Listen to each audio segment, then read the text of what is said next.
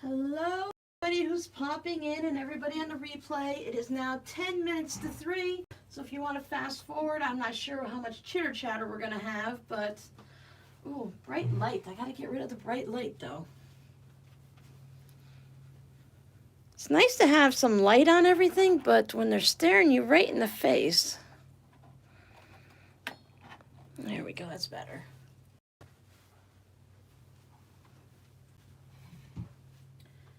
I'm working on Robbie's socks. I have one sock that is ready to put the cuff on. I just want to make sure before I get to that one that I get this one to the same spot to make sure I have the same amount of yarn left over, even though I split the yarn in half or it came in half. I don't remember at this point. I want to make sure that the socks are going to be the same length. It's really nice to have them the same length. Now I'm all tangled up.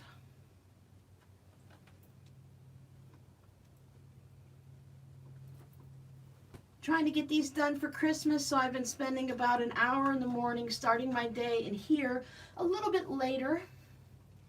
Hello, Gisela from Sweden. Come closer to me. I need to see you. Gosh, the light is still in my eye. Hoy vey. Excuse me if I'm blocking you. Oh, now you saw my arms. Does it still look bright enough to everyone? Do we have enough light? Nope, and I hit the camera. Oh, it's going to be one of those days. I have you all on my home internet, so hopefully, sorry if I yelled in your ear, hopefully that's going to work out really well. I'm glad you could catch me live. Isabel, how are you? I am doing really good, except just like everywhere, I think it's an El Nino year. So while we can't complain about our weather, we're going to have a record-breaking high today of 87. The last time it was this temperature in December was before I was born. Oh, Becky's cold in Kentucky. I sent you some of my heat. We even have summertime humidity. I'm like, it's sweltering today. Great for the beach weather and for the tourists that are coming down to spend their holidays here. So I'm like I say, and you can't complain about the weather because it's gorgeous, but oh, I would just like a little bit of a coolness, you know. We have a cold front coming through, but they say we're gonna have 20 days of upper 80s before it hits, and it probably won't hit till after Christmas. Hello, Ina from Belize, Lisa Marie. Yeah, everyone over in that area, you guys have been having some nasty weather. I don't want nasty weather, but a nice little afternoon rain shower would be good. We're in our dry season, so we don't see rain now very much. We'll see it maybe at the end of January, but it'll still be dry season all the way up until we hit into June and July. South Carolina, you should have some nice weather, or is those storms coming your way?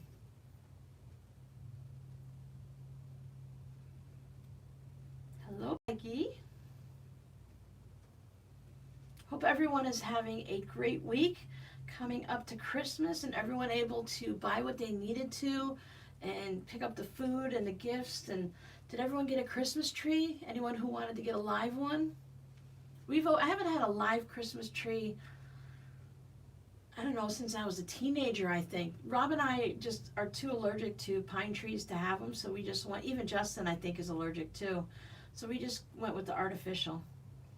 I didn't put a tree up this year. I actually didn't put up anything this year, and not in like a bah humbug mood or anything, but I just really did not have the time and ambition to put it up just for myself and then have to take it down. Here, only daylight for 5 hours. I think we have more than 5. I think we have about 9 or 10. I mean, because I'm way down past the midpoint of Florida. I'm in Southwest Florida, so we get a lot of daylight still. I think it starts to get dark around the 5. I don't know exactly when the sun sets. I know it comes up around 7, and I think it goes down around 5:30. Jody, you made it. Welcome, welcome. I was crossing my fingers you'd be able to come and hang out with us today.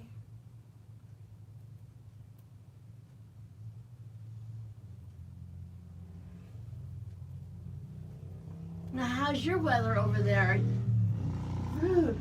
The weather is so nice. Everyone's riding their motorcycles and they're all really, really loud. Added one more tree, too sick to put up more decorations, but seven trees. I'm thinking next year I want to get a white tree. I have to decide if I want to have a little bit of a wider one or more of a pencil one. I'm a little torn either way, and I kind of want something, I don't want it super wide, but I don't think I want a pencil one either. And I want one with no lights on it, because I was thinking maybe one year I would get the blue lights with the white strand and put blue balls on it, and then the next year maybe I want to put up some red balls and just have red lights with it. So I think that having the white tree, I've been seeing them a lot lately, and I think having the colored ornaments against it would be really nice.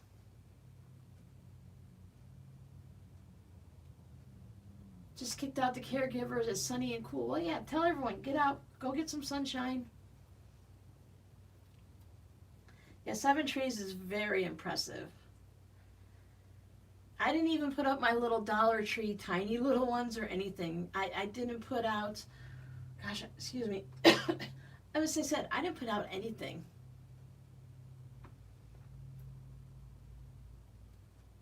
I haven't even made any Christmas cookies or anything. I had some apples and pears in the refrigerator that I wanted to use up, so I made 3 Dutch apple pear pies last night while cooking dinner.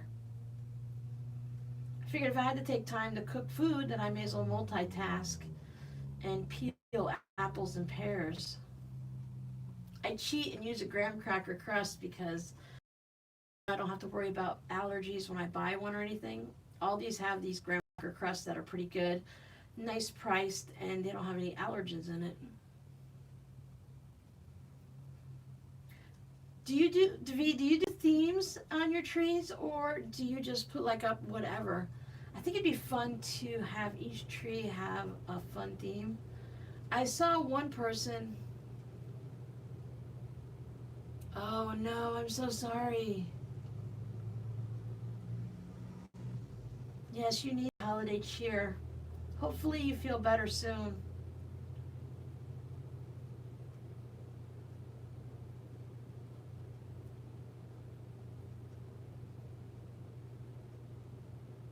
My house can only hold one Christmas tree. I mean, I guess I could put some smaller ones up somewhere, but with the 3 cats, it's really kind of hard. One cat, Miss Whiskers, likes to chew on the branches. Miss S'mores likes to sleep in the tree, not underneath it, in it. And Miss Mocha, she just does whatever she wants.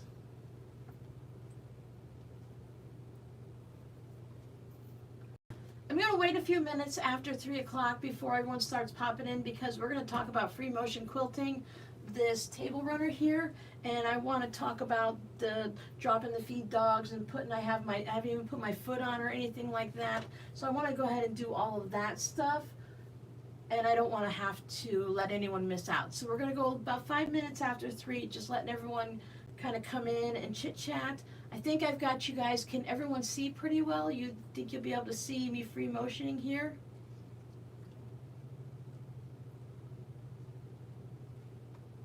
I think I've got it set up pretty good.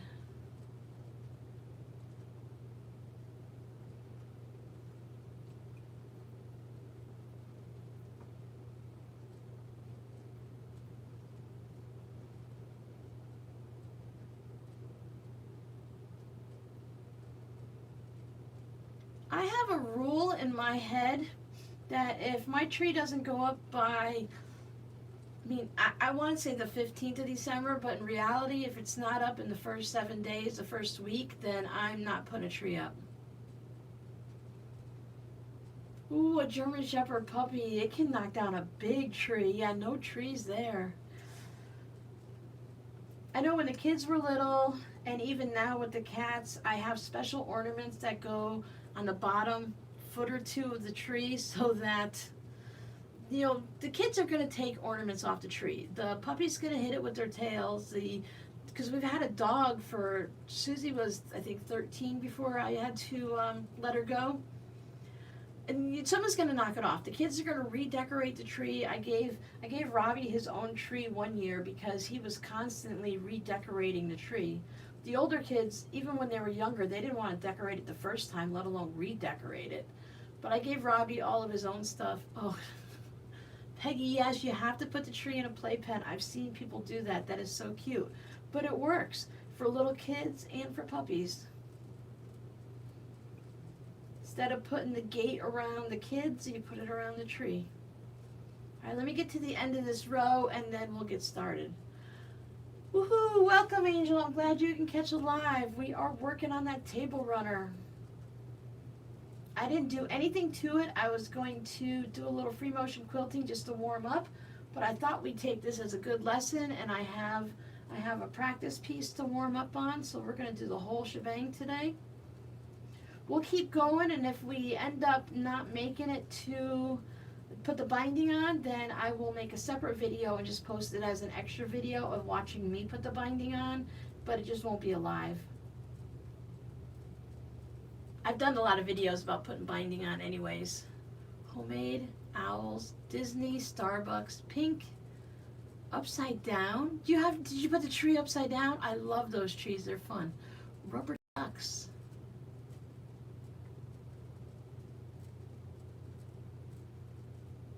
Oh, I'm so glad you like it. I've been hearing little by little that the fabric postcards have been reaching their destinations. All right, let me put away my little knitting bag here. Hi, Sunny, I'm glad you made it. Oh, the air conditioner just kicked in. That feels nice. I'm on my last can of cream soda. I'm gonna have to stock up. I'm kind of afraid I need to go and do some grocery shopping. And hi, Helly, and I need to get some things stocked up, but I can't wait until after Christmas, and I'm gonna have to go like Monday, because if I wait too close to Christmas, it's going to be a madhouse.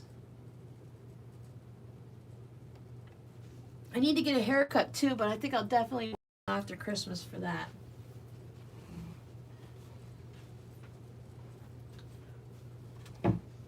It is like having a baby. You got your card already, Helly? That is wonderful. Oh, I don't know if I like my face popping in and out like that. That's kind of distracting. Okay, hold on. Close your eyes. I'm going to zoom a little. There we go. You don't want to see my nose and lips popping in and off. Oh, I need the AC. It's humid. It's not muggy, humid summertime, but it's pretty close. And it's going to be 87 today. It was 85, 84 the last time I checked, so probably by about now. It's hot. It's not our normal temperature. We're usually down in the 70s. Gisela, you never got a postcard? Did you win one in one of the live streams? Did you send me your address?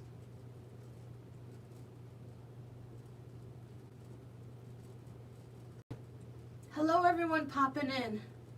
Gisela, send me an email. Tell me what you were supposed to get a postcard for, and make sure I have your mailing address.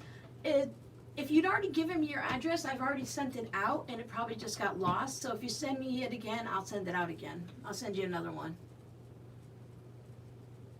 I really love a log cabin too. Even what I call my crumb scrappy curtain, there are some crumb bits in it, but I did them like a log cabin. I just enjoyed doing that. So what we're going to do today is we are going to free motion quilt the log cabin, just as I mentioned this morning, if you saw this morning's video. Hello, Michelle. Everyone, if I didn't say your name, hello to everyone that's been popping in. I'm catching people as they come little by little. I didn't set up my machine at all yet. I've been waiting for you guys to show up because I know some of you are experienced and you're pros at free motion quilting, and others of you have probably maybe never done it before. So I wanted to show you my foot. This is the foot that I use. It goes into the machine like this, and mine has this nice spring that goes up and down, and I can, this is for my Juki that I'm sewing on. I'm sewing on a Juki HZL F600, and it allows me to do the tension on here. It's all set right now the way I like it, but if I use a thicker batting, so maybe I'm using the polyester or I've doubled wool batting or something crazy like that, I can adjust where this foot sits on it, because I want it to sit just barely above so that it can smoothly go over, but I don't want it high and I don't want it dragging on my quilt. So this foot allows me to do that. And I don't have, there's some of them that are a C foot where there's a piece cut out. Some people will even take a saw or pliers and they'll cut a piece out. I like the circle, I'm fine with it, I can see what I'm doing.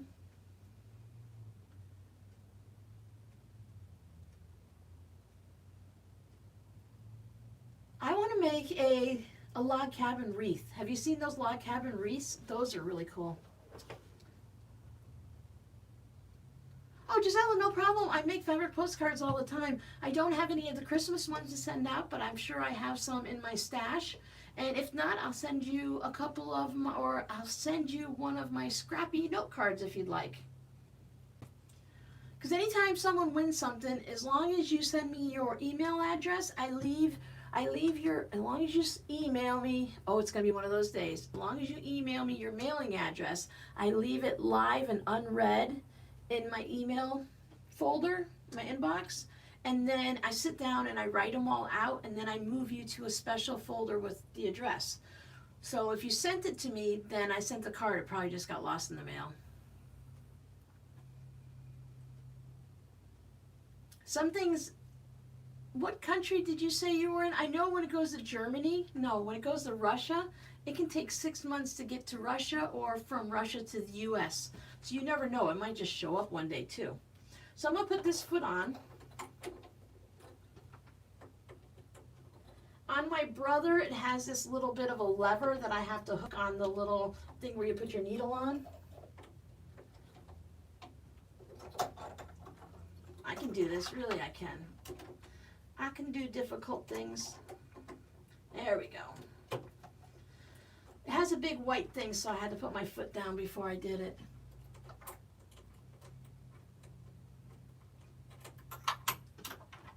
Some machines are very interchangeable. I haven't tried, because both my brother and my Juki have a free motion quilting foot and a walking foot. I haven't tried them, but all their other feet are interchangeable because it's a snap-on foot. So they all seem to be about the same.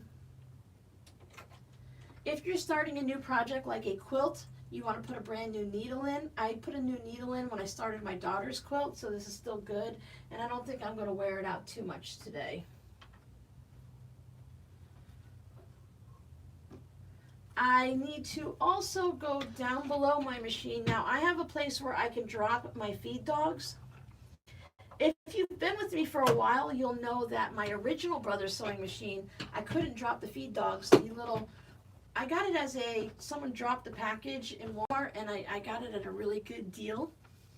So it was only a couple $100 when I think it was like $500 or $600. So whatever happened, I couldn't drop the feed dogs. I dropped them once and I couldn't get them back up. Took me a while to get them up. So what you can do if you can't, some people drop their stitch length down to 0. I like to also put I would put a piece of cardboard over here and cut a little hole in for my needle to go up and down, and put some blue tape to hold it down, and then I can easily free motion. And even if you can't put your stitch length down to 0 or something happens, your feed dogs will only hit that cardboard and it won't hit your quilt, so it works out really good. Time slipped away. I have to wear my little quilting gloves. These are Fawns and Porter. I bought these at Joann's probably in like 2005 or something like that. It has all these little rubberized dots on it. I'm just about, my thumb sticks out of this one, so I can use this when I'm using my phone or the tablet. I need to finger touch it because you can't touch your devices with these. So they're kind of, all the dots are about worn down. I just haven't gone and gotten a new pair of gloves yet. I'm a little hesitant to get the white ones, those machiners, because the dye and everything really does come off on your hands and they just get kind of dirty. So now I don't have to do anything special with my machine. Whatever it's set at is fine. I am using a green thread that is going to match the back and my top. I decided that since there is so much green in this, and I took this green that I'm choosing and I spooled it out, and I just looked at it, and it goes really great with the green. It doesn't stick out too bad on the red. It's nice on the borders, and even on the back there's a bunch of green. Now there are some white spaces and some red, but I tell you, I am not skilled enough to have a different color bobbin compared to what's on top. I don't just do, my tension isn't the best, so I just match them so I don't have to worry about it. So before I start a project, I haven't done free motion quilting in a little bit, so I have a test piece, just some fabric that I don't really need, and a piece of similar batting to what's in there. This one's white, that one's off, this one's bleached, that one's not. So you can also test the tension on your foot and how much pressure it's going down. But when you're free motioning, you kind of have to get into the groove and the rhythm. I kind of just put on an audio book or listen to some music or something. Sometimes I might put in a movie, but I really don't want to have to pay attention to anything there. I want to just keep with this. So if you will listen to like heavy metal rock and roll that goes really, really fast, that might not be the best idea. If you're going to listen to music, you kind of need something that just keeps it in steady, even pace. You don't want something that's going to make you go fast and slow, because you have to coordinate your hands with your foot pedal. So your hands and your feet have to move at about the same speed so that you don't get something called eyelashes. Let's see if I can get some eyelashes.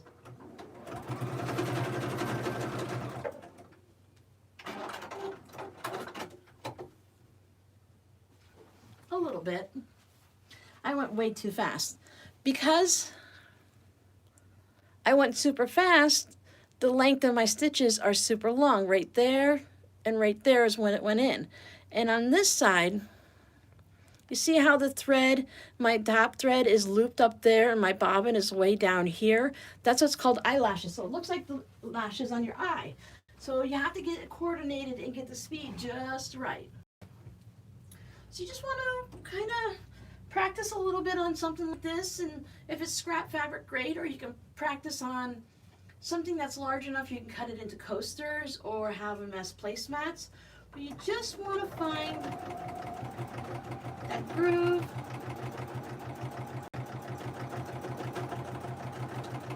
That's going to give you something. Now maybe you do want to cross over lines, maybe you don't, maybe you like swirls. Oh, you best behave.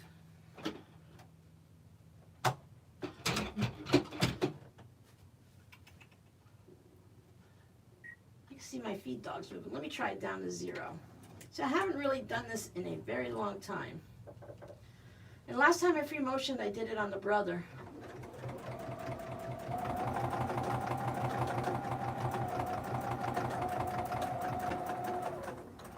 All right, hold on. Something's snagging something. So I'm feeling this jerkiness in there, and it's pulling on something.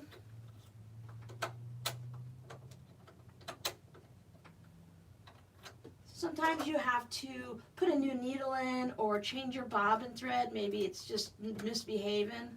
Change out your needle even if it's still a brand new one. Sometimes you get a little bit of a burr on your needle and it just doesn't work right. You can't do it all at once. It's practice, a little bit of practice, and I couldn't do straight line quilting. My machine always made a mess, so I had to learn how to free motion. Yeah, see, look at that. What is going on?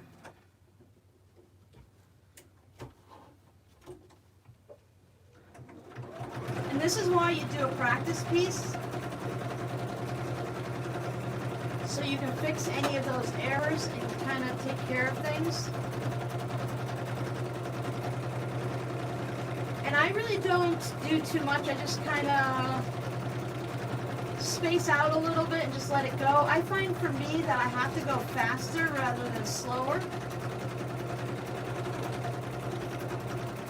Something's grabbing though.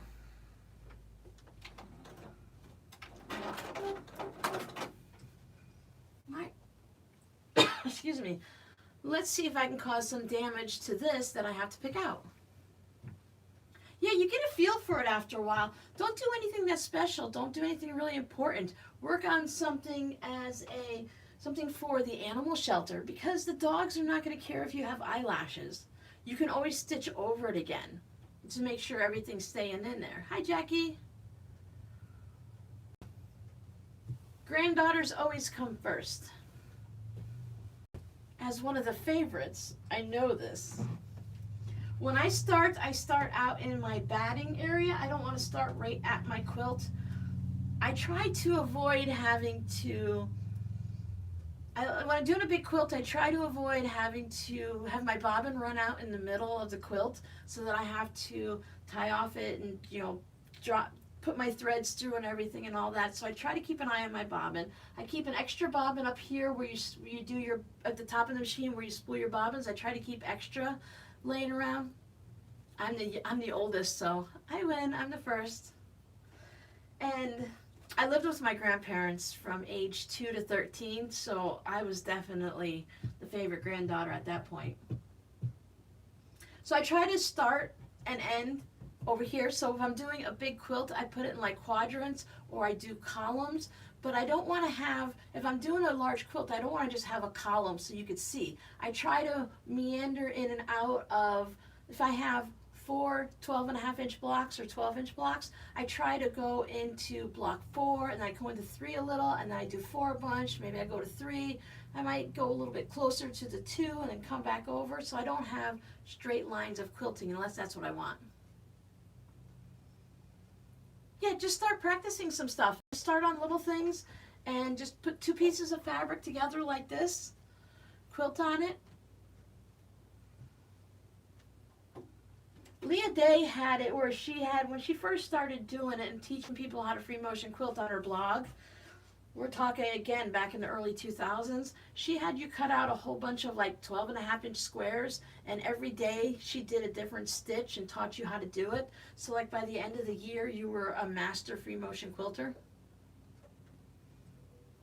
So if I'm just starting a project, maybe I'm doing a quilt and I was free motion quilting yesterday and I didn't finish it. So I have the nice wide extra pieces. So sometimes I just kind of practice in the border just to find that speed between my hands and my feet. And then I just get myself onto the fabric because that's going to be covered by the binding. And then I just kind of do it. I was thinking that I would just, I was thinking that I'd put this in my lap like this, and I just kind of free motion, wiggle squiggle all the way around and go from one end to the other. Working around my pins, pull them out as you go if they're in your way. Do your best not to sew over them. It's real easy to get them hooked into the foot.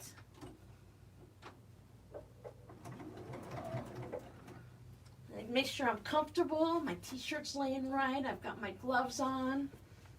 I want to make sure if I have a big quilt that it's being supported. I have this in my lap right now, so I'm supporting it here.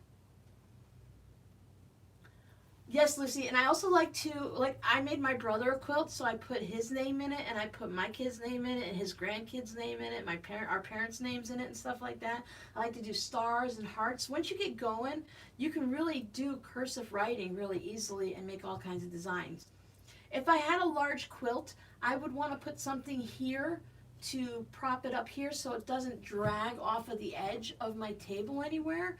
So it's nice if you're working in a drop-in setting where your machine drops down, or you could put, sometimes I put books, or when I was just sewing on a desk, I would bring one of those crafting tables, the $25 ones from Walmart back when, or I'd bring out some of the foldable dinner trays and I'd prop them up all around me. No, I have to have the pedal. I learned how to use the pedal. I have to control everything with my foot. I do not wear shoes, and I cannot sew barefoot. I have to wear socks. So even in the summer, I have summer socks and I have winter socks.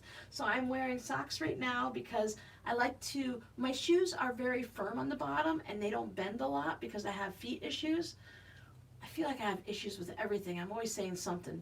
So my shoes are really firm and I can't feel the pedal moving as well. I can't manipulate it.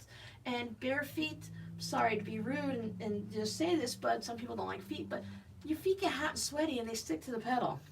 And I don't like the feel of it, so I wear socks. And I always have my pedal attached. You can do it, but I can't. My brain can lift my foot off the pedal immediately, but I can't sit here and press this button. It takes too long for my brain to say, finger, press the button. You just sewed over your hand.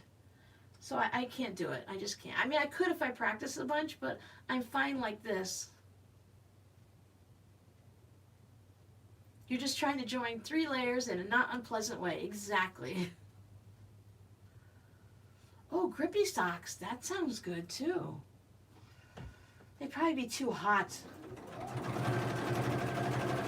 So now my batting allows me to quilt 8 to 10 inches apart, so I might go all the way up. Here's a pin right there, so I went around a pin. And if I need to stop for a minute to answer the phone, go to the bathroom, sneeze, if I can help it, I try to go off the quilt. And then I'm like, okay. Because if I stop right on it, then I stop. And I can't just start sewing because I find that I have a big jump. So I'll set my machine to go up and down for a second, a couple, 2, 3 times. Then I'll go back into, oh, this machine is not happy for some reason. I feel like maybe there's a burr on the needle because every this much stitches, it seems to grab it. But we'll make do. I just don't want to have it so that there's, oh, let me put a loop here. Oh, let me practice my backwards loop. I don't want to have an exact hard line. Oh, I don't have much stitch in here, so there we go, I'll stitch off the edge. And maybe I don't want to start there, I want to start over here, so I'll start back over here. I try to make this very relaxing and not a stressful thing. Hi, Cindy. I want to make sure that whatever I'm doing, it's comfortable. I don't, if this is going to stress me out too much, I'll do something small and then I'll do whatever I can, like straight line quilting.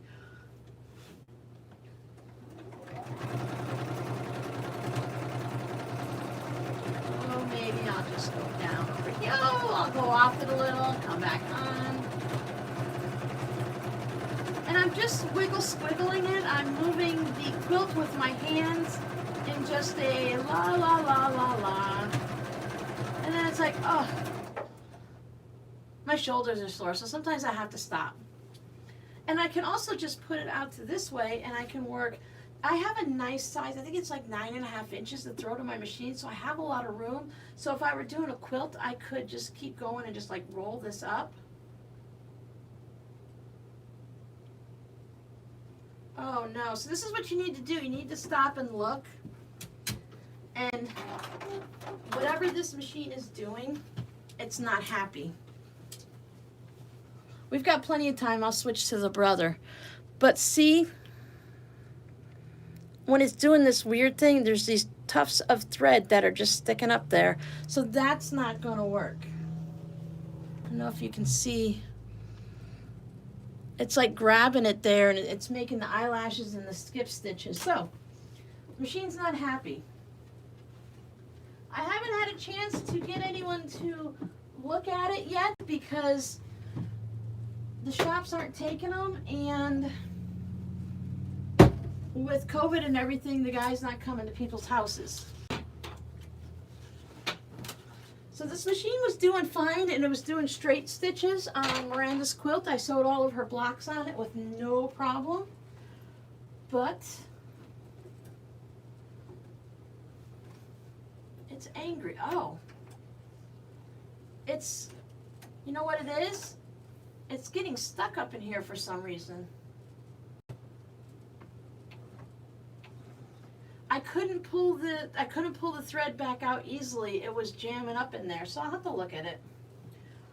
So that's all right. Take Mr. Temperamental.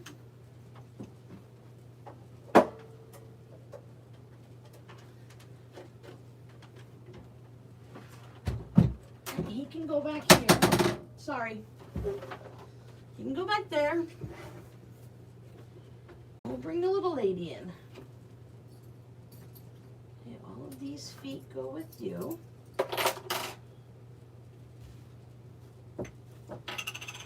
Sorry guys, but this is basically, you know, what life. I think so. I cleaned it out before I started sewing with Miranda, but it's probably something in the tension disc because that's what it feels like. It's really tight in there, and when I was sewing something before, every now and then the spool would just go bzz, bzz, like it was stuck, and then all of a sudden it released itself. So I'm gonna have to look at it. It's a little lady, yeah. It's a little lady. But that's one of the good things about having a second machine, and that's why I got this one before anything. I knew the Juki needed to get a little bit of a tune-up because I've had it for 2-3 years now and it hasn't had any kind of service done to it. This little brother is a workhorse though. I got this one for making like cards and everything like that. I wanted something that I could do some damage to without, you know, setting the Juki off its tension or anything like that. It's all right. Bear with me. Talk among yourselves. Any suggestions are always welcome for a machine. That's a little bit much for me. I'm having a hard enough time juggling too, but I've always wanted a treadle machine though. Those always seemed really, I mean, that's definitely something you have to learn how to do.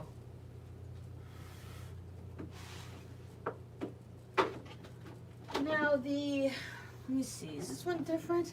You know the walking foot is different with the brother. I label all my bags Juki and brother just so I know whose is whose.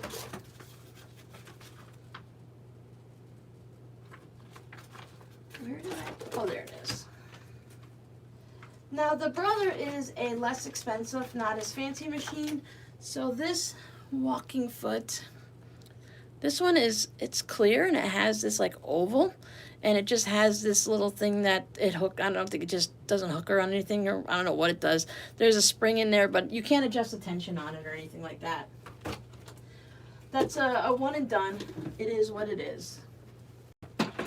So last week I couldn't do much, last live stream because of the internet. I'm on my home internet and now the sewing machine can't behave. Where did I put thread?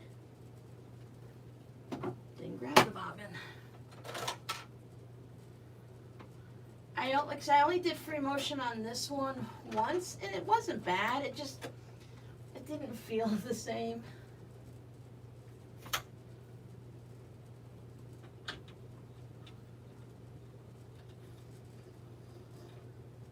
Since I cleaned out the Juki and I put the new needle in and I did all that, I thought I was in good shape. It sewed the blocks really fine, so I thought, okay, I'm good. So otherwise, before you start a big quilting project, you really should, well, you should clean your machine out regularly, but you should definitely, before you get into a big quilting session, make sure everything is in good shape, everybody's nice and clean, new needle. I do this all the time. You guys saw I had problems on the test piece, and I'm like, oh, I'll just keep going because it'll work itself out. It didn't work itself out. So now I'm only gonna have to do backup machine, brothers. So now I'm gonna have to pull the stitches out on that one. But thankfully there's another side to the table runner, so we'll just stitch from the other side and I'll stop before I get back there. So this guy goes in here. I really love the snap-on feet, so I whine and complain every time I have to put on a walking foot or put on the free motion foot because I've got to use the little nut, the little screwdriver thing. So this machine has it back here. Drop my feet, dogs. The Juki has a metal motor and this brother is all plastic, so I like the fact that the Juki just sits there and doesn't move at all. I've had this on the little rubber mat underneath it, but it was starting to make my table kind of funky. Yeah, reality TV. I'm not with somebody else's partner, and I'm not screaming and yelling at anyone, but I might need a drink pretty soon. So let's see. Put my stitch length all the way down and see if this does anything. Where we at? Okay, let's see what happens.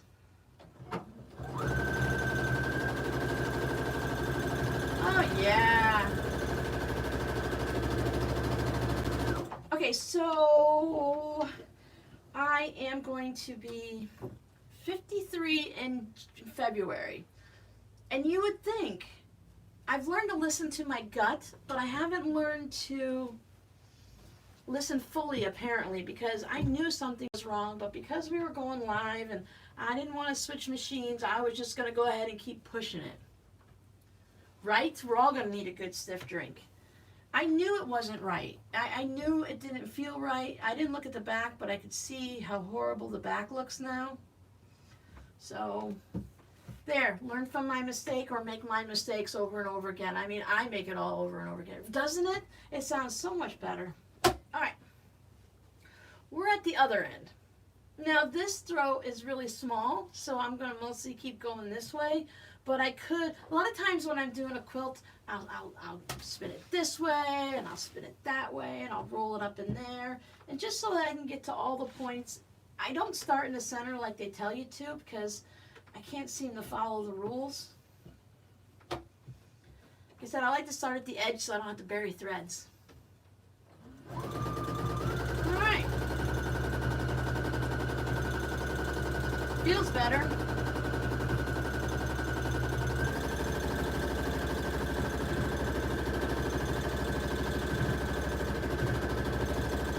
Don't worry, before I put this in the shop though, I will take out the other end and make it all nice and pretty. So if I notice a spot where I haven't gone, I'll just kind of meander over there. They call it meandering for a reason. Maybe I want to go off there. Oh, there's a pin, be careful. It's like driving in a simulator.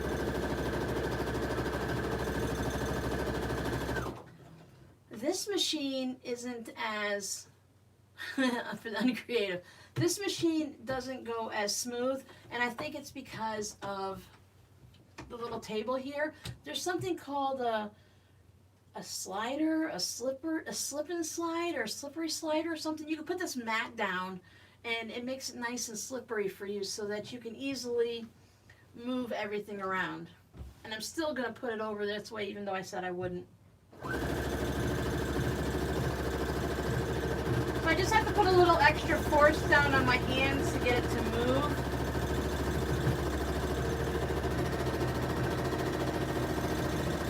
I went down the side a little bit, I'll come back up. Sometimes I use my arms. Fill in the spaces that I missed.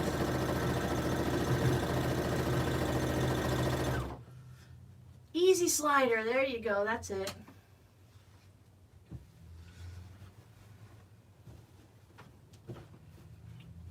I'm just as fidgety as a quilter. Like I said, I haven't done it in a while. I don't really have my groove, but I still kind of meander and wander all the way around. I don't want to make, as I said, I don't want to make columns. I don't want to make it look like there's going to be folds in the quilt or things don't match up. Like when you do the quilt as you go, there's a way you can do it in columns. And even with the blocks, you don't want to look like you're only quilting one thing. You kind of want them to all blend together. So when you're free motion quilting, if you have fabric that has like hearts on it or some type of a flower, you can always free motion quilt around that design and just kind of make a shadow effect like on it, outlining. Table runners and placemats are great because now I've got all my fabric bunched up in here.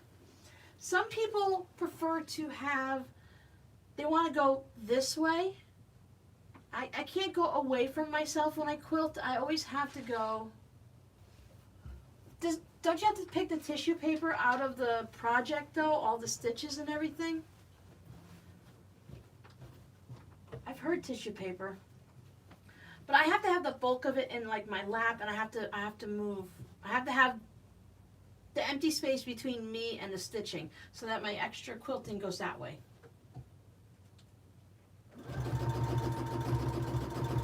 Go around my pins. I try not to, oh, I crossed the line. Oh, well, I guess I better go do some loops. There's different names for things, and one of them you're not supposed to cross any of the lines that you already did. And I try to do that, but once I cross the line, then it no longer counts, so I just go ahead and do my loop-de-loops. I like doing loops. See, going like this, I don't like it too much, but I left myself a big empty space there. Sometimes you kind of have to do it.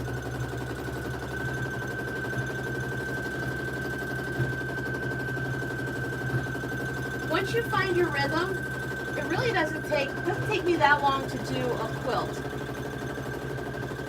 I don't know how many hours, but I know when I'll check when I do my daughter's quilt, but I should be able to free motion quilt it in just one day, one setting. But if you're doing something large, you really kind of need to get up and move around a little. Just like as if you're sewing, you don't want to get yourself all stiff and sore. You can do your borders a little bit different if you want. But, log cabins are great. They really don't need too much.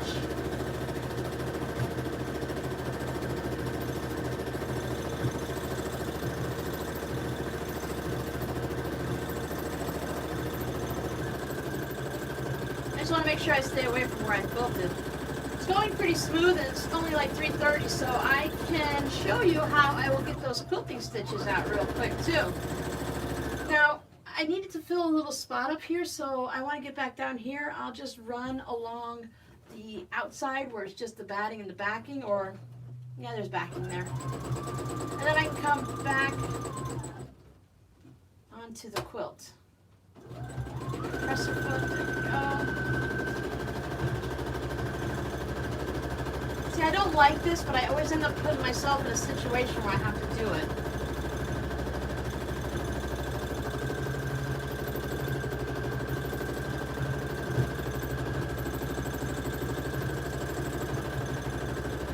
Around the pin. Oh, let's do a loop. Oh, there's stitching there. All right, let me get over here. Okay. See how quick that was? After 7, you're always stiff and sore. Oh, lowering the machine down to the table would be really nice. You guys see what I make. I don't make a lot of quilts. Okay. So what I'm going to do is I'm going to take my little, the only thing I ever use this for, I bought it to use in a circle cutter, in a ruler, but I mostly use it just for removing stitches.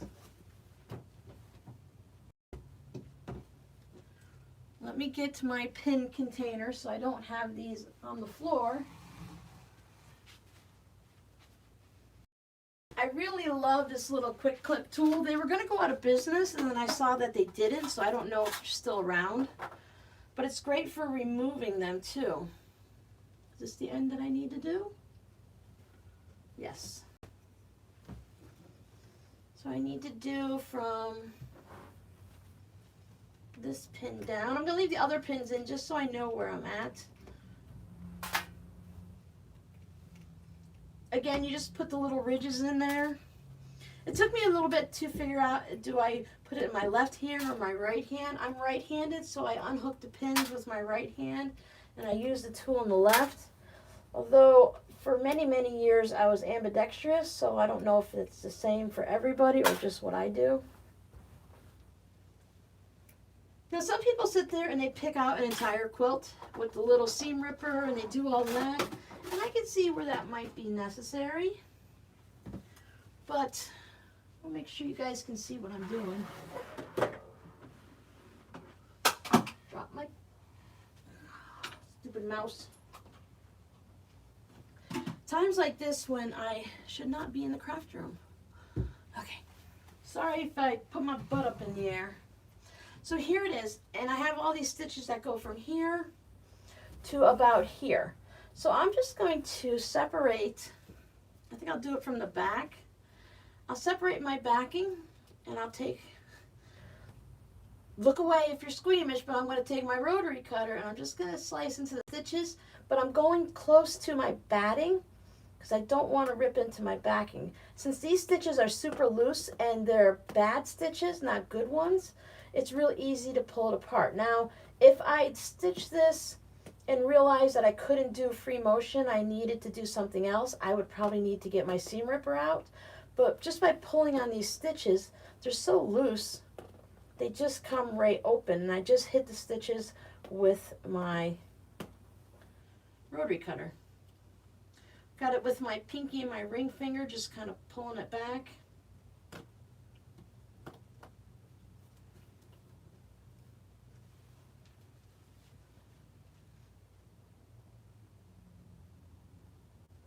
No, so maybe, yeah, it's learn from all of our mistakes that sometimes it's better to let it just be a little late than to work on it and have it be wrong.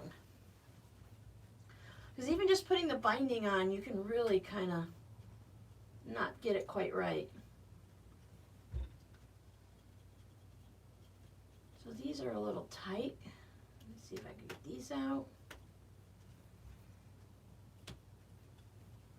So if anyone has any questions, now would be a good time.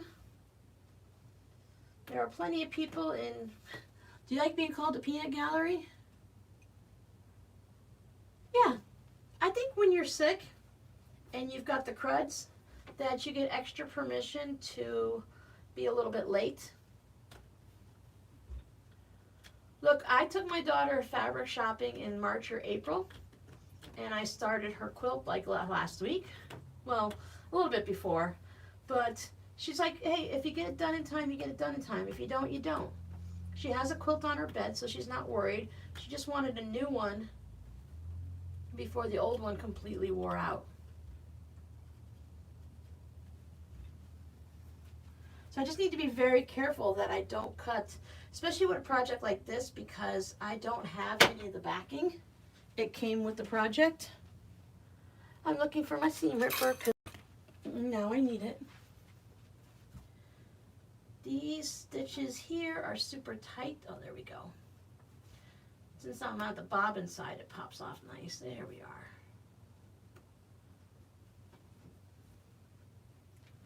are. I think last year taught many of us to have a little bit of grace for ourselves. I mean, if someone was making you a quilt and they were sick and they couldn't finish it, your first thing you'd be like, don't worry about it. You know, take care of yourself first. It can wait. But when it's for us and, you know, we're making it for someone else, we just feel bad like we have to do it.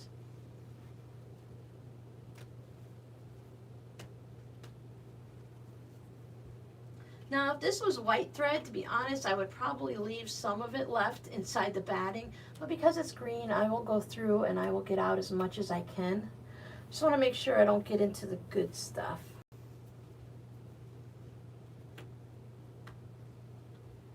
This just shows how loose those stitches were.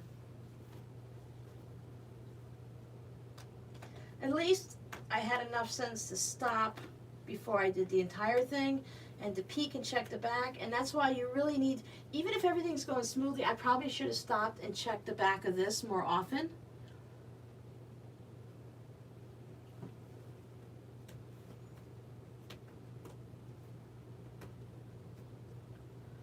But it's good practice. Even if I look up there and I see that there's eyelashes that I'm going to probably have to pick out the entire thing, we won't say anything. It's okay. It's what happens when you don't have a lot of practice. And even if I did, this was my main thing. I did a quilt a week, not a big quilt. We did baby quilts and wall hangings and table runners. So we did a quilted project every week for 1 year. So I did over 52 because I did a little extra. And by the end of the year, great. My free motion was on point. It was great. I could do all the things I wanted. It looked terrific. Never had to do the practice ones, but you guys have seen I haven't done a quilt in forever. So this is what happens.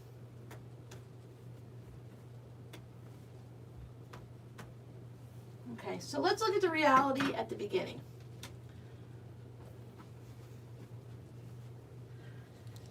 Now, you guys know that I don't cover things up, and I show you what's going on. So here, can you see those stitches down there? Those are the eyelashes. There's some eyelashes there. So while I was having all of that fun, and I was just kind of going and having the good time going super fast, I totally messed this entire thing up. So I will take out all of these pins, I will remove all of these stitches, and I will do it again because, one, I'm stubborn. I could just say forget it, I'm going to straight line stitch it and that's going to be it. But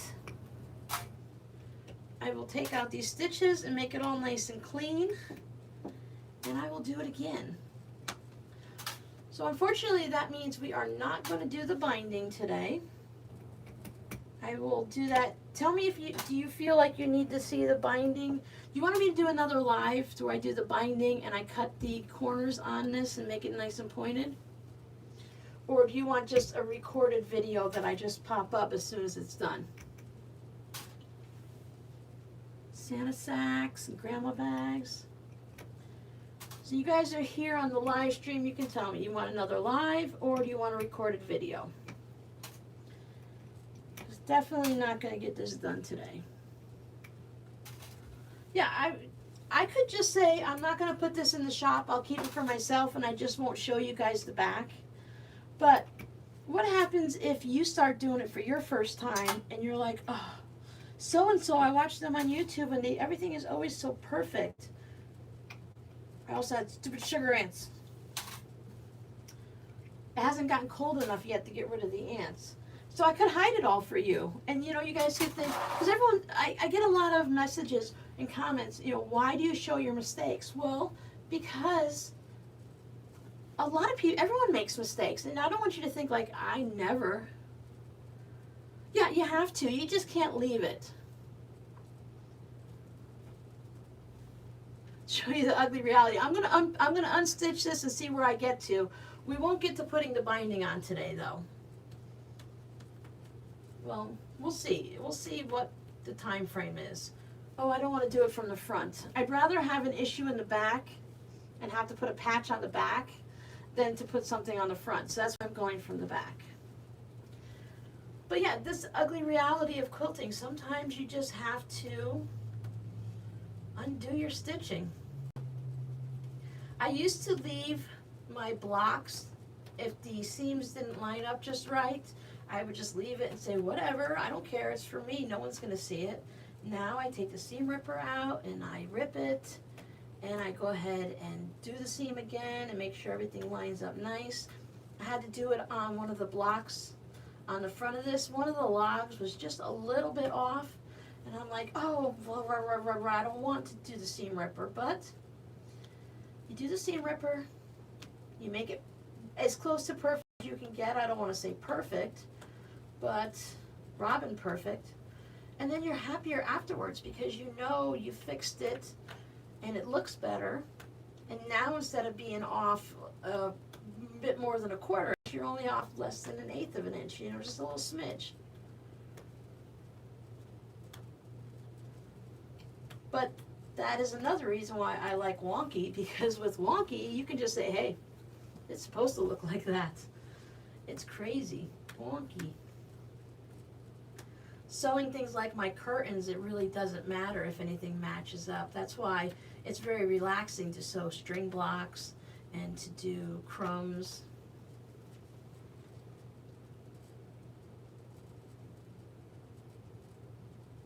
Exactly, Helly.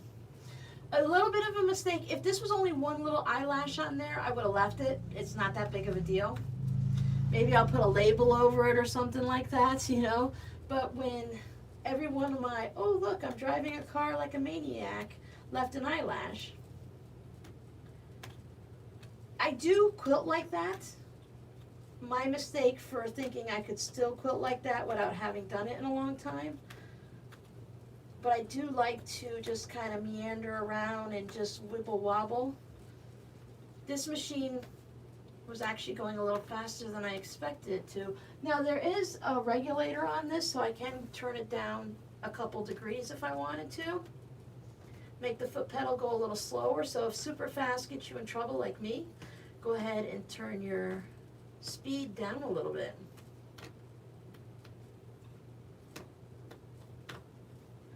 I think worse than taking this out is having to clean all the threads up afterwards.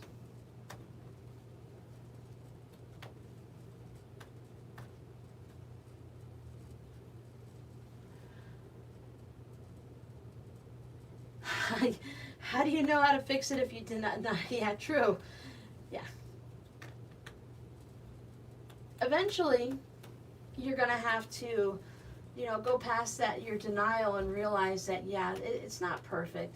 But nothing has to be I don't like to use the word perfect, but you do have to be happy with it. And I mean, if you're happy with all those mistakes, then that's fine. But this also with the eyelashes, it affects the integrity of it. Those stitches are going to come loose in the wash, and it's not going to be as strong. So the quilting isn't going to last. I don't expect this table runner to last 100 years. I always tell you guys, I'm not going to put something in my shop if it's got obvious mistakes, at least not without telling you. Now something like this, I wouldn't even say here's a discount on it. No, this is a mistake. This has to be fixed. Now, if you have a really large quilt, now I have no problem doing this. If you have a king size quilt and you quilted the whole thing and you realize it's really, really bad, I have no problem putting another backing on it. Because a lot of the time the quilting is fine on the front, and you can always, if you've done something strange and it's only in one section or something, I don't know, sometimes you can put a back on it and just work your way around it. Sometimes you have to pull all the stitches out. Every situation is different. I don't want to like cheat, but if there's an easier way to fix a problem, like I've seen people after an entire quilt's quilted and they've owned it and had it on their bed for 10 years, noticed that a block was upside down, and they've gone and taken the quilting out of that one block, taken that block out or whatever, flipped it around, put it back in, and re-quilted it. Now that kind of mistake I'm going to live with. I'm like, that's fine. Maybe if it was, I don't know, even if it was like a snowman that was upside down, I'd be like, he's just standing on his head. We all have our level of comfort in what we need to fix and not fix. Oh, Jody's leaving us. Oh, go take a nap. Give Mama loves. Merry Christmas. Merry Christmas to anyone who's sneaking out on us. Your entertainment today is a little bit different than what you expected. And that's another thing you need to listen to too. Like, I know I've had a headache today. I didn't sleep very well. I've been tired all day. So normally I probably wouldn't have done this, but I just took some sinus medicine to help ease the headache, because that's probably what it's from with the weather. I rested a little bit and I thought, okay, here we go. So if you're not really feeling it, it might be a better idea not to sew, not to knit, not to paint or whatever that day until you're feeling a bit better, because you can just easily make a mistake. Nice green all over the batting though. It's definitely not what I expected to be doing. I'm so glad I didn't do anything super detailed. Really would have been here taking stitches out. Sometimes it depends on what you've done and what mistakes you've made, but sometimes it just goes in the trash, or it becomes for the pet shelter or something like that, because again, they don't care. You can even cut it up and make it small for in the cat kennels, because they don't need a big one like a dog does.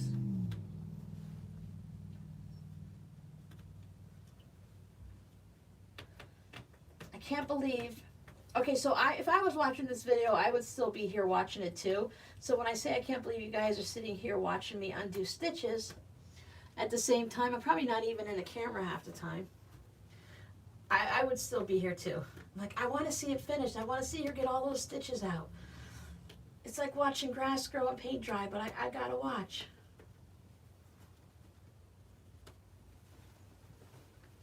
I would think that if you're a quilter, you've been here. This can't be just us. I would imagine everyone at some point in their career, in their quilting career, because that's what it is, has had to do this. Come on. I'm not going to mess with you if you don't want to. All right, I'm tired of that angle. Jack and the Ripper is really that to me. It rips the fabric. I have such a hard time with it.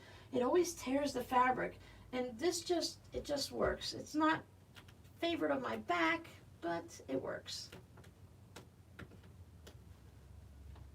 I did a video long time ago, like at the beginning part of my YouTube career here. And I did a long seam. I did a whole bunch of, it was a honey bun that I'd sewn all together into a quilt top. And I didn't know then that you had to sew two together, and you had to alternate your rows as you were stitching them. So I just kept adding one on, one on. I kept sewing top to bottom, top to bottom. That thing had such a wave to it.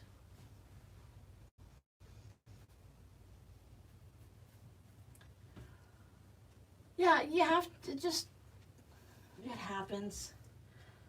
There's certain things in whatever you're doing, you have to realize there's going to be a time when you're going to burn the dinner, the pizza crust is not going to rise, and you have to take your quilting stitches out. And that painting you were doing of the cute little kid and the puppy looks like whatever. I can't paint. I can't paint or draw, so everything I do would look weird.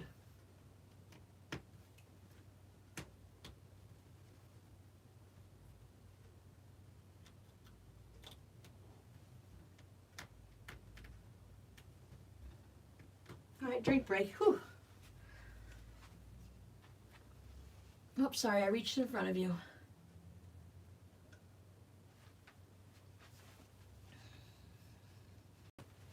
I was raised, you never reach in front of people. But you're not here, so I forget. I try to sneak underneath the camera.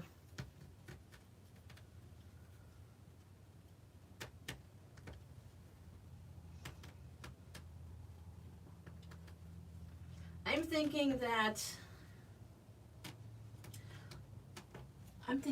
I need to do something. Hold on. If you've been to my lives before, you know that 4 o'clock I take medicine, and if I don't,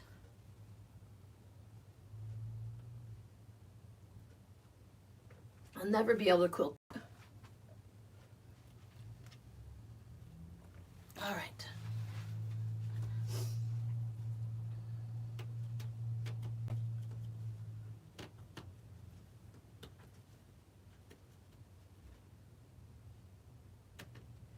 Trying to make sure if the stitches are tight that I'm always putting my blade closer to the batting, because the batting rips, it's no big deal. Trying not to rush it. If you feel frustrated, you're probably better off leaving it for the next day.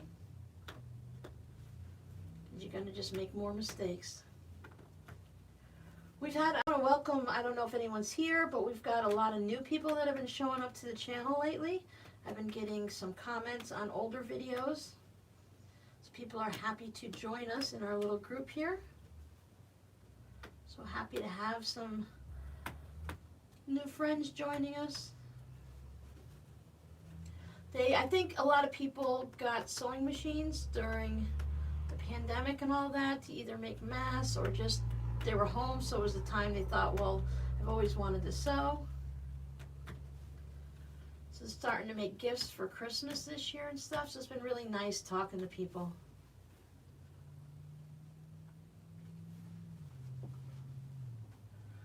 Hi, Sue.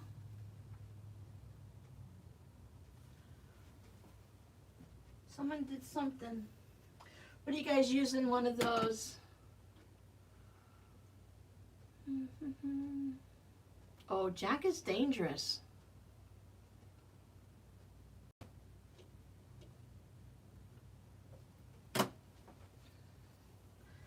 Machine embroidery, that just seemed like such an expensive, for me at the time would have been a hobby.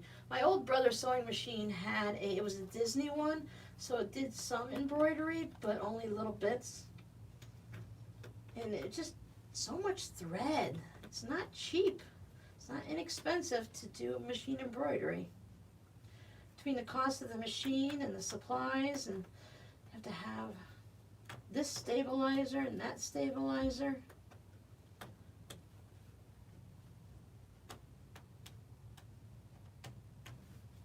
Everybody wanted something with their name on it. And I'm like, guys, I don't really enjoy doing this. Sorry, I can't do that. Nope. You have to know when to say no, too. That's another thing that's hard to learn.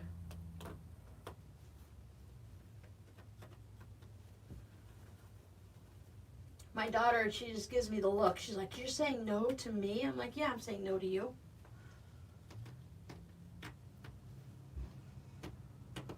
You used to have to hem her pants a lot. I don't know what happened, but she used to always, her pants, her work pants were always like 4 or 5 inches too long. Then all of a sudden she was able to start getting some that were shorter. I guess the manufacturers came into the area with shorter length legs or something, I don't know. But I was very happy when I no longer had to hem her pants. I've had a pair of winter flannel jammy pants that I got a pair of pants and a long sleeve t-shirt as a set in the men's department at Kohl's for just a little over $2 for both pairs. The only problem is it's too long in the pants, and I think I've had them probably 3 years now, maybe 2 years, and I still haven't hemmed them, and they're mine. It doesn't like to hem. Oh, yeah. You see some of those machine embroideries, you spend a lot of time switching out the colors. Wow. Found out tornado touchdown and destroyed an acreage 1/4 mile from me. Wow. That explains why all the power was out and you had such a mess in your yard.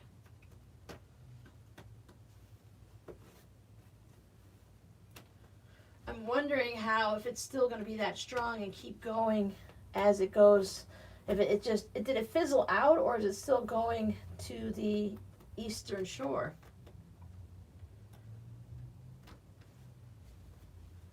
I mean, they call it Tornado Alley for a reason. I mean, Susan, you're not in Tornado Alley, but down below, Tennessee and all that. We looked at some places in Tennessee, and we were going to move there. And the more we thought about it, it's like we know hurricanes. We understand hurricanes. You can see them coming. Hurricanes, while there's never been a hurricane that just showed up and hit you. You always have time. Maybe you may think it's not going to hit you and it may swing around and hit you instead, but at least you knew the hurricane was out there and you could prepare for it. Tornadoes, especially that one that came in the middle of the night for so many people, that was just scary.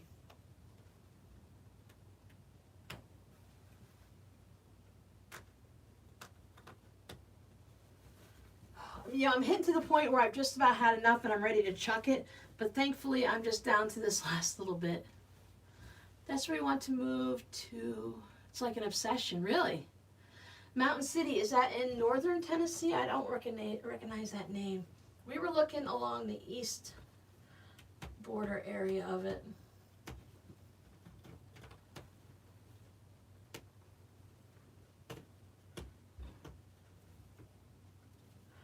I think I will do one little cheat though. I've got a feeling that we'll see what comes out of the batting, but if the thread doesn't come out of the batting, I might just get a new piece of batting and say, forget this.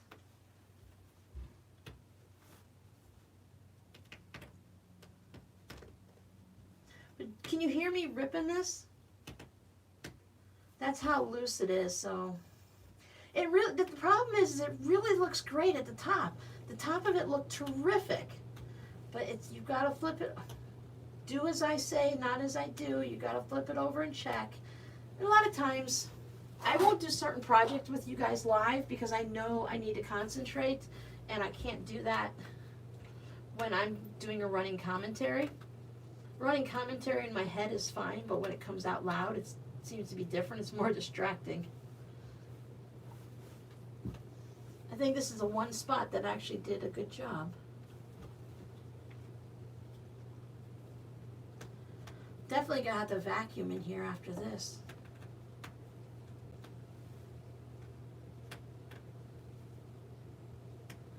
So if anyone is joining us, I was showing you how easy it is to free motion quilt.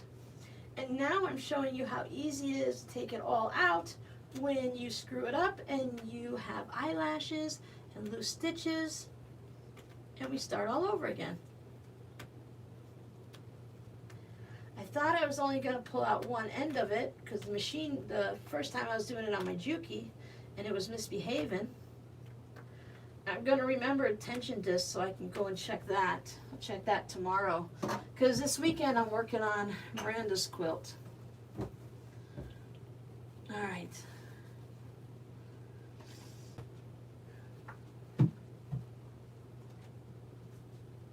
I knew I needed more lint rollers. Where's my mouse?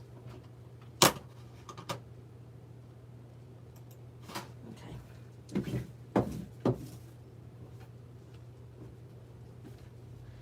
Since I cut the threads, you get a lot of long ones up top, so you just kind of pull them off.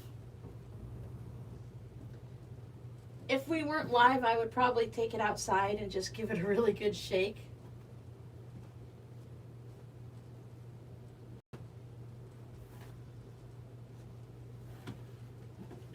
Well, like we said, it's sometimes you just have to do it.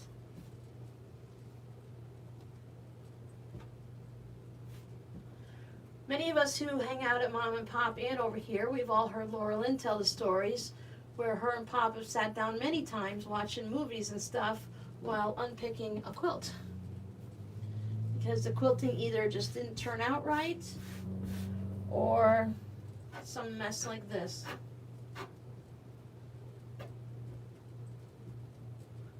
I tend to overbuy fabric or just do scraps, so again I would probably just set this fabric aside and get a new piece and just deal with the top. I'm pretending that doesn't exist right now because I don't even want to look at it. Not that it's going to be any problem, I just don't want to have to peel all the threads off.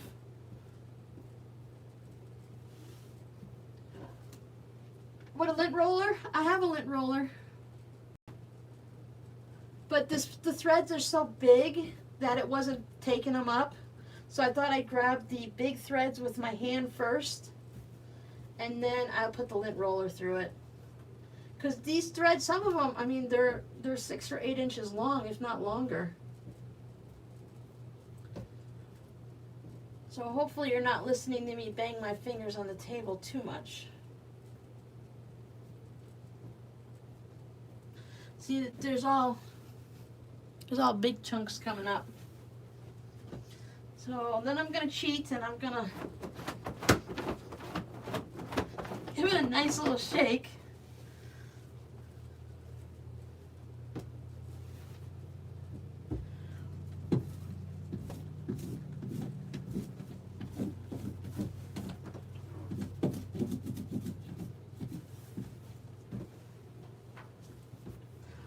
Hopefully most of it will be stuck in the batting and I don't have to worry about it.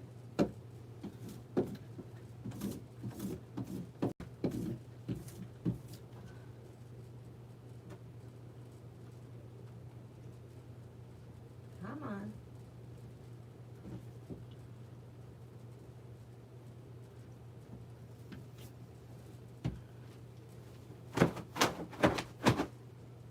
All right, let's see what the next piece looks like.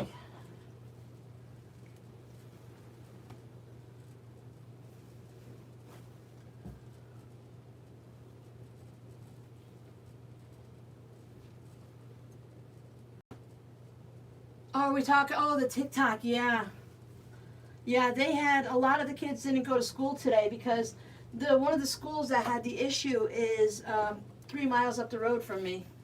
Robbie went there for middle school.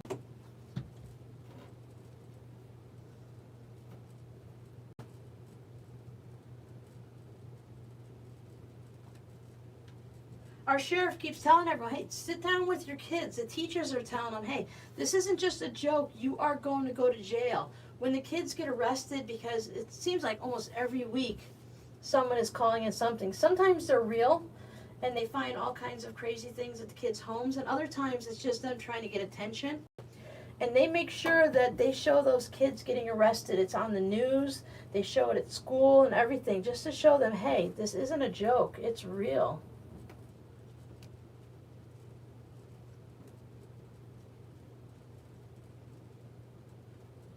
Well, the top isn't that bad. It looks like it got all stuck in the batting. All right.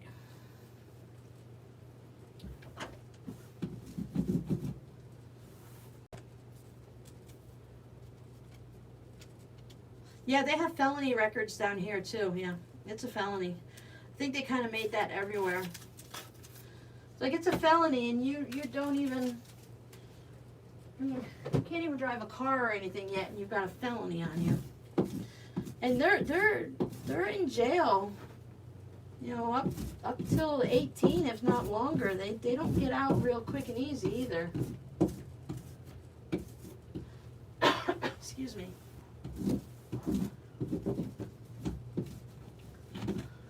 All right, so now here's the thing. How much of the thread do you pick out of it?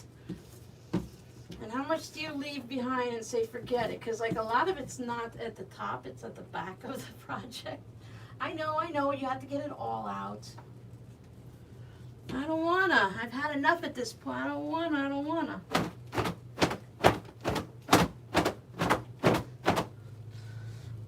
I'll just vacuum.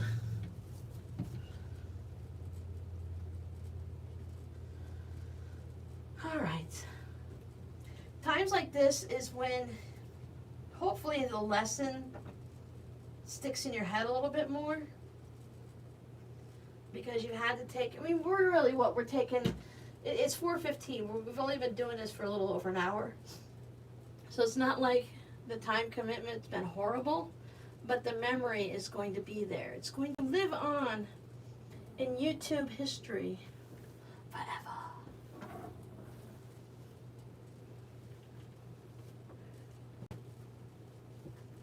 Yeah, because most of it's coming off of the I don't want to have anything, I know I don't want any threads in the top, but underneath in the back, between the back of the fabric and what's touching the batting, I don't think it's really going to show. Some people are very particular about their thread. In some of my older videos, when I was making pouches and stuff, and if I didn't trim all the threads off, I got some kind of nasty comments about it. It really bothers people. It's inside the pouch, so it doesn't bother me. So it's like, whatever.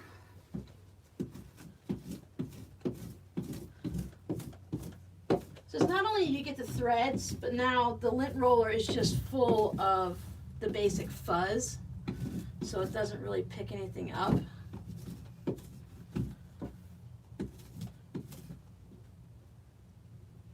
I have a different type of lint roller, one like you're supposed to use for a jacket or whatever. I use it on my wool mat, but these things I don't think they'll do anything on this. Yeah, that doesn't do a thing. Takes the threads off the wool pressing mat though. And speaking of wool pressing mats, I wanted to tell you all that if you happen to have a cat that when you go to get a drink or you go to the bathroom or something, you leave your sewing room open, and that little stinker, little Miss S'mores of a cat kind of sneaks in and gets onto your wool pressing mat and decides that it's a great place to dig her claws and everything, that if you trim off the extra fuzz and you hit it with your iron, and then you turn the mat over and let the weight of the mat hit it and just keep doing your pressing and stuff over it, it kind of fixes itself and it's not totally destroyed. And you don't have to wring the cat's neck and lock it in a closet somewhere. I do now keep a little table topper on top of the pressing mat anytime I'm not using it because of sneaky little cats.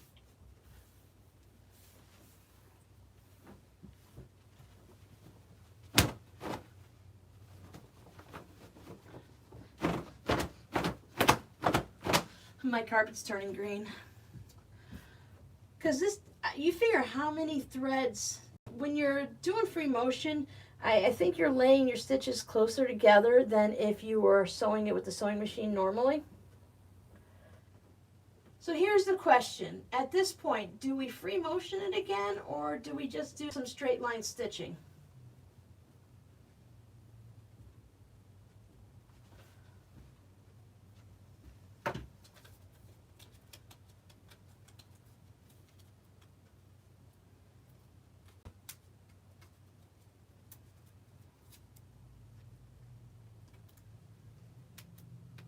Come on, get off of there.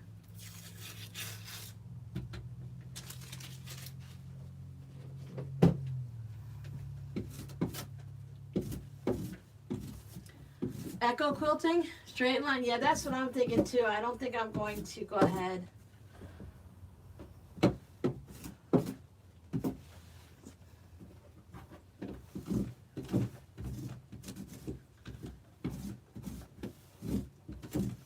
I have to put some time into the Juki to get that figured out, because I can't do a, I mean I can, but I don't want to do a queen size quilt on this Brothers sewing machine. And with Miranda's quilt, I don't have to, hers can actually be straight lined. I don't have to free motion it. I think hers probably would do really good because it's so geometric that I probably will end up, where are my scissors? Doing hers in some straight lines, maybe on the diagonal or something. I think her quilt would be fine that way. Now that I have the walking feet, because I didn't have one on my original Brother, so now that I have the walking feet, I can go ahead and do the big quilt like that and have no problem, I hope.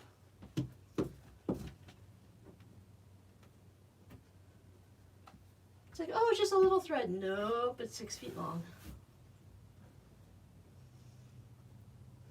All right, so when you guys are saying echo quilting, do you mean like sort of not stitch in the ditch, but do you think I should stitch in squares around it? Or should I just maybe do, what about just doing a diagonal? Not even a cross hatch, just a one straight, because the lines are diagonal this way, I can go diagonal that way. You suggest enough already? Enough, like you've had enough of me and you want me to stop doing it, or stop free motion quilting for today? I think free motion quilting is off the agenda for today. I agree with that. I just broke a nail too.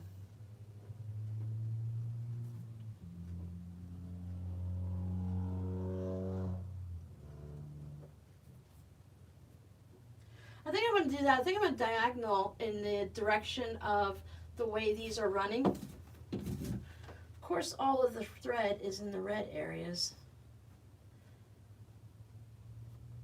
And I would leave it and just stitch it and not worry about it, but you know it'll be stitched over. Once you quilt over, it's harder to get them out. Hi, Kathy. Are you just popping in? Did you miss all the fun? My Juki's not behaving. We think there's something stuck in the tension discs. And then I'm not behaving. I free motion quilted this entire thing without looking at the back, knowing better, and talking about eyelashes, only to find out that the entire thing was a mess. So I've spent the last 45 minutes removing stitches and thread. Boy, that green does blend in nicely with the green. I really like it. I like these. I say it over and over again, I like the threads from Connecting Threads, their essential lines. Their colors are just so nice.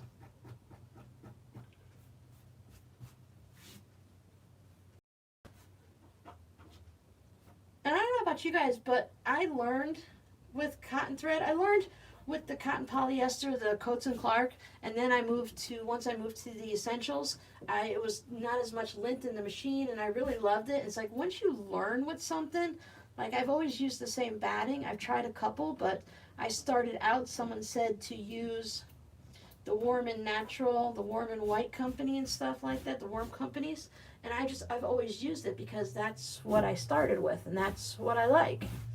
It works, so it's like, why try something new? I'm afraid if I tried like the bamboo and stuff that I would actually fall in love with it. Sorry, Pat.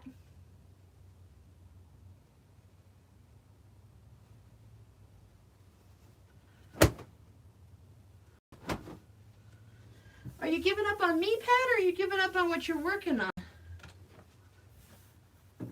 You know me, I have a good guilty conscience, so if I'm not keeping anyone entertained, I feel really bad.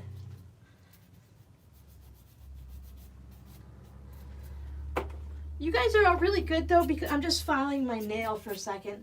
You're very supportive. Oof. And you all know that you've been there before. We all know how it goes. Stuff happens. Well, I'm sorry, Pat, but you can go ahead and leave. Fine. It's not going to hurt my feelings.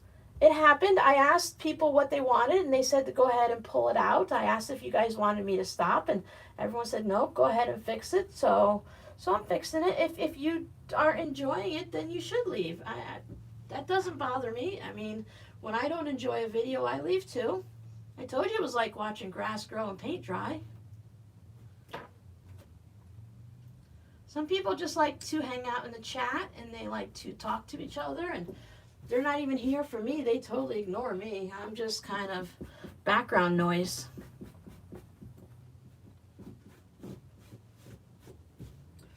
Nobody is handcuffed to the channel.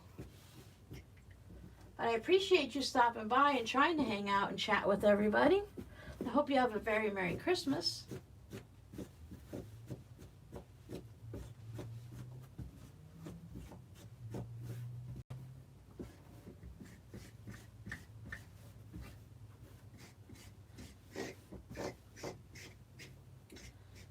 A few of us came over from Laura Lynn's channel where we just watched her sorting fabric. Great background noise though. She has some fun panels.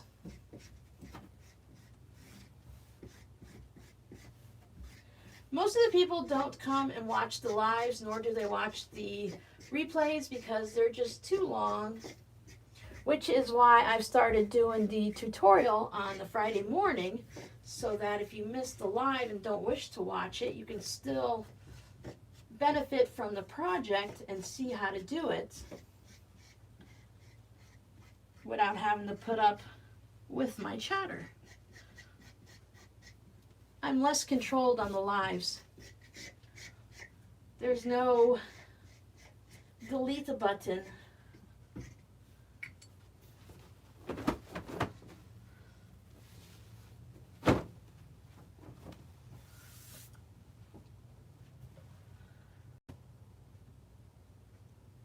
Ha ha ha. Oh no, you don't want to hear me sing. Yes, I don't know what you're talking about, but if you're talking about hitting the dislike button, I say go ahead, hit the dislike button. It doesn't bother me. I think YouTube has changed it so that you can't see. I can see how many people hit the thumbs down, but you guys can't see it anymore. I guess some people were doing it to upset other people, but look, if you're going to be on YouTube, you got to have a thick skin. There's going to be people that don't like you. And sometimes you can't help it. Sometimes people talk too slow. People stop watching me because I talk too fast. And in my videos, I actually I do speed my voice up a little bit because I've lived down south for so long. I really kind of have a slow southern drawl, but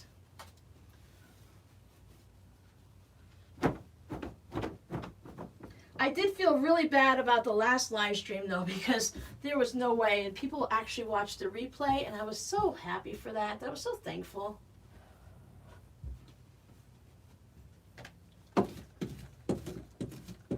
But yeah, we're coming up to 4:30, so I really don't think we're gonna do too much more today anyway. I'm gonna go ahead and I'll probably get this all put back together and pin baste it, and then tomorrow I will record, or Monday I'll record the video of me actually quilting it and then doing the binding again, because no one said if you guys wanted to see a live stream on the binding. We're coming up to the end of the year.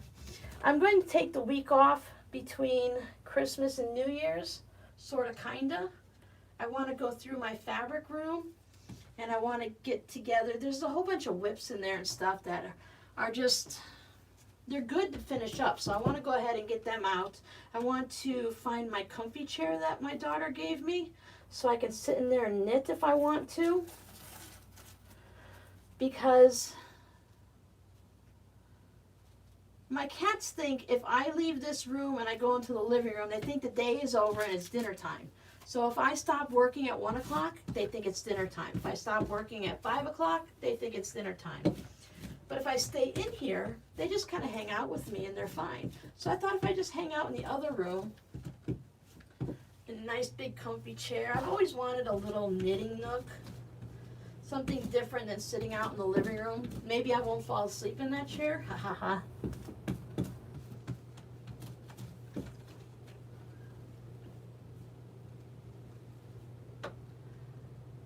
Oh yeah, I'll retitle the video so that people don't,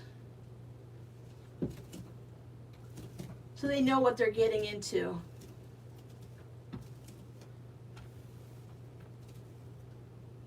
Look at laundry, so you could retitle this video, right? Yeah, retitle the video. What, am I supposed to look at another one before that? Oh, excuse me, my face is in the video.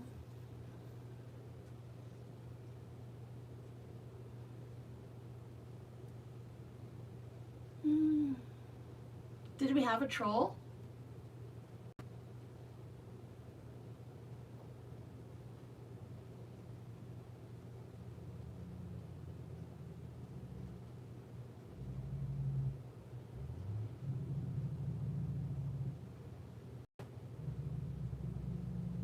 Yeah, I'll put it up there. I'll make it so that people know that you're not going to learn anything from this video, like not how to motion. And I'm sure you guys are probably hearing, I just saw that Pat didn't like the roller because it's probably banging on the table a lot, but there's only so much I can do. And I said, I take you guys, you vote, stay, go. You tell me what to do. There we go. Alrighty. I'm going to pretend my cream soda is some Jack and Coke.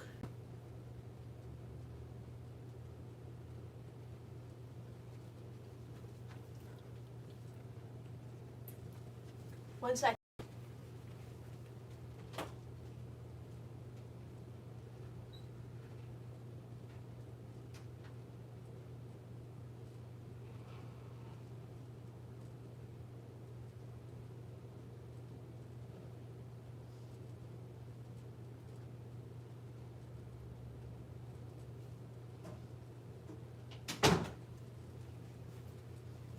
Alrighty. I think I can even salvage this batting because most of it all came out.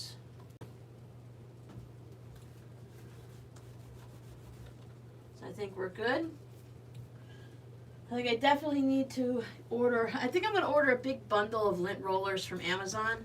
I usually just pick them up here and there like at the Dollar Tree and Walmart, but lately I've been going through so many of them that I'm going to need the big bundle.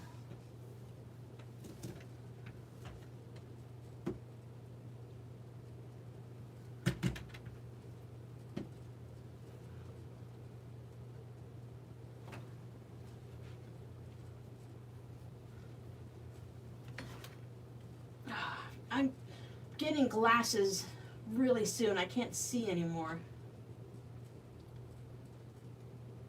Exactly, Bootsy. You get kind of in your own head too, you know.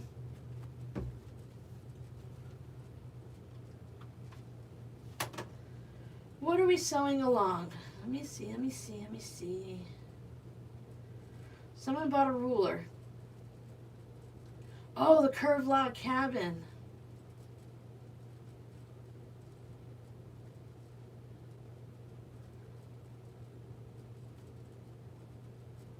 Yeah, you know what it is too is I'm just like a normal person, but because I have a YouTube channel and I try to teach you something, people seem to think like I know stuff, and sometimes I do, and sometimes I don't. But I do know how to fix a mistake. I do know how to unpick stitches and how to pull threads out of fabric, vacuum afterwards. But yeah, we all have to learn. Everyone makes a mistake. Even that person that does long arm quilting and has like um, the master awards at the quilt shows that has such amazing stitches, they make mistakes. They make mistakes on that master award winning quilt. They just know how to fix it or work around it, and that's just something I try to show. I have a lot of comments where people say, Robin, thank you so much for showing your mistakes and for telling us it's okay to make a mistake, because everyone else, not everyone, but so many things are just all like, it's perfect. They never show a mistake. They skip over that part. And it's like, you kind of got to know that it's all right to make mistakes. Everything learns. When your kids learn how to walk, they all fell down. I still fall down because sometimes my feet get going faster than my body tells it to do and stuff. But I'm going to let everybody go. Wait, what are we using to clean our mats? I had a silicone. Oh, yeah, I saw those. They've been showing them a lot on Instagram where they have these rollers, they get them a little wet, and then they roll all over the cat fur and all dog fur, and it comes off the couch, and then they just rinse it off, and they put it in a little stand, and it's perfect. I've had my eye on those. Instagram is a dangerous place now because they show all of those things that are for sale, and they really know, they pay attention because they're following you all over the internet and they're listening to the thoughts in your head. I swear they are, because I know I don't say anything out loud and I don't tell anyone something, but I'll think, hey, gee, I really need to get a new lint roller. And then the next day you see the ads for it. And I'm like, I didn't search for it. I didn't check prices. I didn't say it out loud. Who's reading my mind?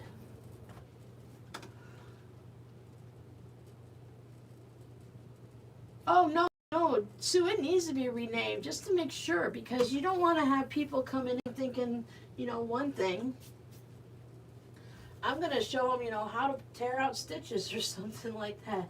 What happens when free motion quilting goes wrong or something? I mean, they'll be able to figure it out pretty quick, so if they don't want to watch the rest of it, they can, cut out really quick. But I am going to sit here and keep picking this out, but I want to let you guys go because it is 4:35. My time. I know you guys got things to do. Let's see. If you don't watch my Whip It Wednesday, or you're too busy and you don't hear from me again, I want to say Merry Christmas. I will do another video where I probably won't talk, and I won't put music over it because that is what everyone's voted. No music. You don't want to hear music. You'd rather hear no talking at all. I might do a voiceover a little bit. And I will show the straight line quilting, and what's today? Today's the 17th. So this is going to go in the shop, and it's too late for anyone to have it for Christmas this year if anyone was interested. So maybe I'll do another live stream, and I don't know, don't count on it, but I may or may not do a live stream about anything between now and New Year's. So if I do, I'll put it up in the morning so you guys know it's coming. And if I don't, I'll put out a regular video so you can see me slowly doing the binding, because I'm going to machine sew it down. I like lives too, but I just don't want to promise something that I can't guarantee. Oh, I know, the chattiness is fun.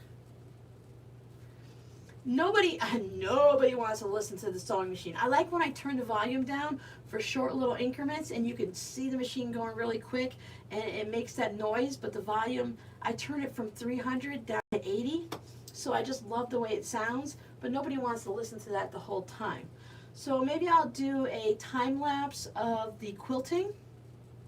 And then I've already done a video for the binding, but I want to show you guys how to, where's my supplies? I even had my glue out because I was going to glue my binding and then stitch it down by machine. But I really want to make sure that you have a video for how to make these points. And even though these corners, just in case anyone's like, oh, Robin, that looks so complicated, this corner and this corner is done the same exact way. So I just want to make sure that anyone who is new and has never done a point, that they get to see a nice video for it. So somewhere between now and, it won't be like a Friday video, or maybe I might do it for New Year's Eve, you never know. But next Friday's video is all set. You guys are going to get the welt pocket. So maybe I'll do this for the New Year's Eve, so you have a video for there. I don't think I have anything set up for you guys yet. So that way you'll get a little bit of everything. I will get a video done and I'll still be able to take that week off and enjoy myself and clean a room. But I get to play with fabric, so I'm not complaining. So thank you guys for hanging out. Thank you for your support. I hope everyone has a wonderful Christmas. I will probably babble more for it about on Whip It Wednesday, but I'm going to hang out with my kids.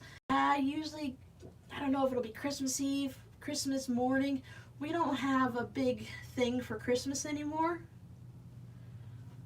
I think I'm going to go over and just hang out and play video games with them. Because that's what they like to do, so why not do what they like to do? Get caught up on the Harry Potter movies because HBO has a new Harry Potter series coming out in January. The new Dumbledore movie's coming out soon. My daughter rented the first two on Amazon Prime. I have the DVDs, so I'm going to probably watch those, listen to those while I work on her quilt this weekend. Oh, thank you so much. That's very sweet. All right, that's it. I'm going to stop babbling. Give everyone a big squishy hug. Merry Christmas. Thanks for hanging out, and I'll see you guys next time.